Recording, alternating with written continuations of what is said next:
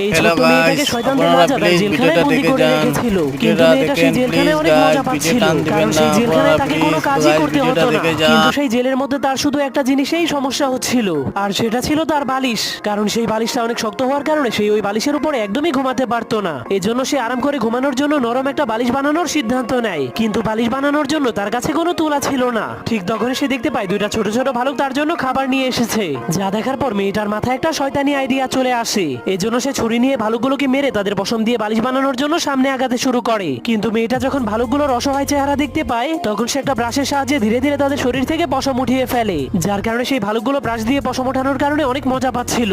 এজন্য ভালুকগুলো মেয়েটাকে আবারও ওইভাবেই পশম ওঠাতে বলে। তখন মেয়েটা ভালুকগুলোকে বলে, যদি তোমরা আমাকে জেলের চাবি এনে দাও তাহলে আমি তোমাদেরকে আবারও আদর করব। এরপর মেয়েটা চাবি পাওয়ার পর জেল থেকে বের হয়ে বালিশ বানানোর জন্য কাপড় খুঁজতে শুরু করে দেয়। তখন সে কাপড় পাওয়ার পর সেই কাপড়গুলোকে সেলানোর জন্য হিজকের পিঠ থেকে একটা কাঁটা চুরি করে নেয়। এরপর সে আবারও জেলের মধ্যে